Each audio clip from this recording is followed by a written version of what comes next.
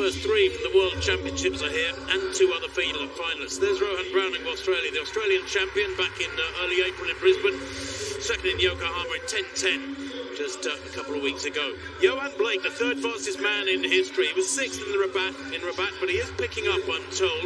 World Championship champion, the Jamaican, back in 2011.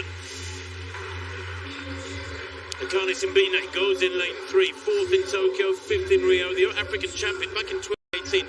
He won here, mind you. He likes racing in Italy. He won here in 2020 in Rome and in 2021 here in Florence.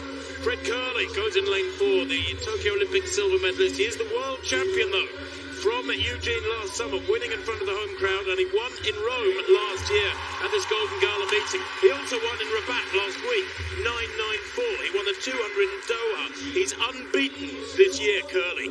Marvin Bracey Williams goes in 5, world championship silver medalist. Watch him in very good form, 9.93 in Monterey on Wednesday, just 2 days ago.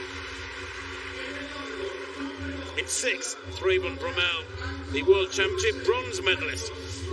Bronze medalist as well back in 2015 in Beijing. He won the Diamond League final last year. Watch Bromell on his day. He's quick. 9.76 is best. Ferdinand Omanyala, the Commonwealth champion from Kenya, goes in lane 7. He's only a semi-finalist of the World Championships last year. Remember that late arrival in Eugene? He was third in Rabat in 10.05. But he's full of confidence. May go better here.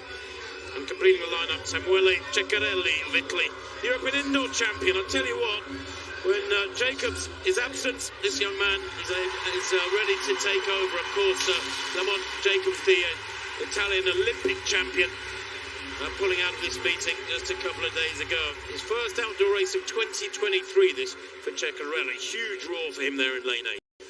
And Fred Kerley, well, unbeaten this year. He's one of that trio of athletes who has broken 10 seconds for 100, 20 seconds for 200, and 44 seconds for 400. He's fabulously strong. In Rabat last weekend, he got stronger and stronger as the race wore on. So he wasn't that happy with his start. He said to me he changed his foot positions in his blocks, and he was getting used to that.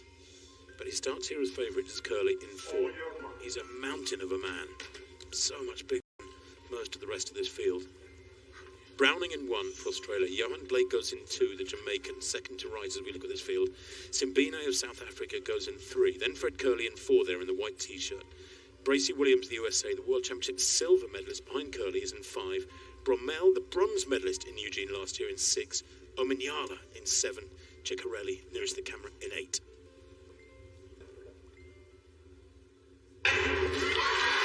Long hold there.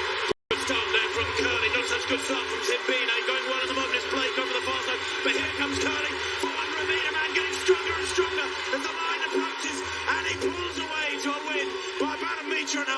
Kerley there. 9.93. Well, the meeting record never threatened. That's Justin Gatlin's from back in 2015. 9.75. But it is quick. It's a little bit quicker than he went in Rabat. That was a 9.94. Oh, and it's been adjusted to 9.94 the same time. And just looking at the wind there, the wind was absolutely still. Not a drop of wind in the arena. But Kerley's team winning yet again, pretty comfortably, frankly. Omanyala 10.05. That's an improved run from the Kenyan. But he is operating so consistently, and that gives you further confidence and leads to good runs coming up. Well, another dominant run from Kerley. He really is the man to beat at the moment. And I know Jacobs isn't here, and he was actually quite good at the press conference. Didn't kind of rise to the bait of saying, why do you think he's not here? And he said, I'm just concentrating on myself, and that's what he does. And he's running very well. He's at the top of his game. He's got options, 100, 200. He did tease us a little bit, saying, yeah, I can still run fast at 400 as well. But this is where he's concentrating his efforts at the moment, in the 100 and the 200.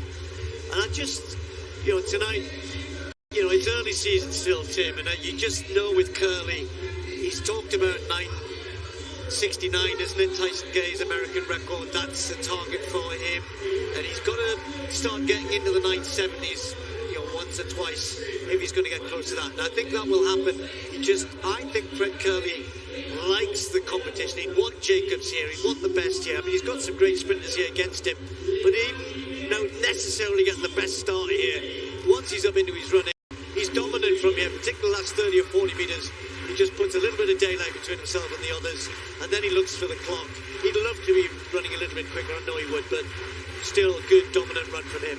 Do you think the 9.6s might be beyond a 400-metre guy? I mean, it's almost too good to be true that he can be world-class at 100, super world-class at 400 as well.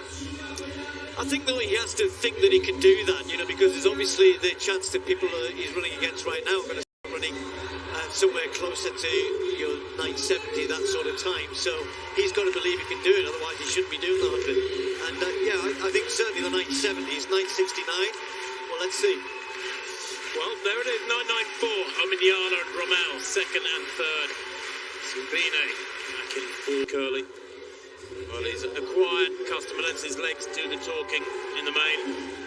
Massive fella, quite imposing, intimidating, I suppose you could say. His chest is roughly the size of a barn door, and it's a very fast barn door, I think.